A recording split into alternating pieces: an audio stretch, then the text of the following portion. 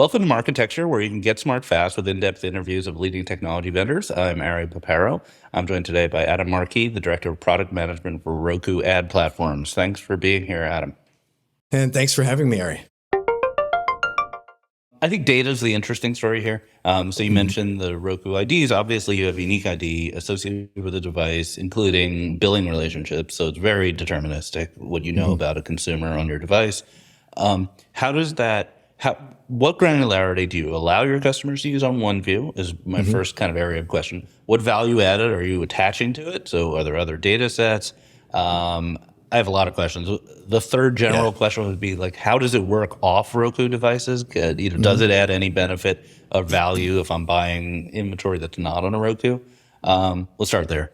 Yeah. This is great. This is probably one of my favorite topics. So the Roku identity, right? It's built from our source of, we just released this at CES a couple days ago, 70 million active streamers on the platform, have that deterministic first-party relationship with Roku with, more than one device sometimes, right? And also there's a large percentage of those, I don't think we give those numbers away publicly yet, of mobile app users that are, using their mobile phone as a Roku remote.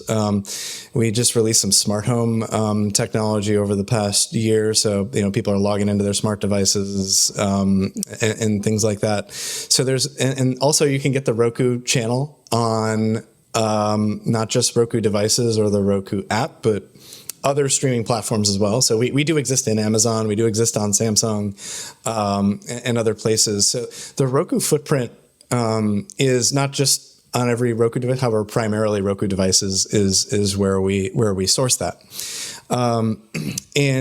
Obviously we have that first party billing relationship. We have credit cards on file. We have, kind of a payment system, which helps us, number one, keep the data, pretty up to date and make sure that, things match well.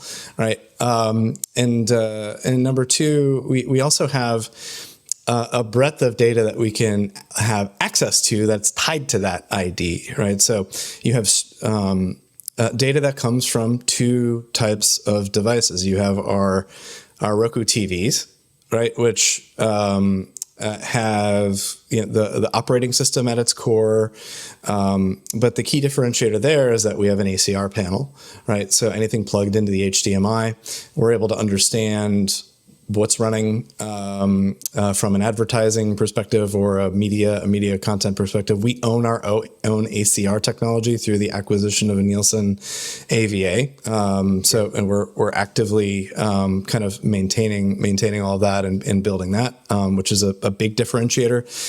If you're kind of looking out there, there's no other place where you can get this ACR technology in the data set. It's a patent minefield.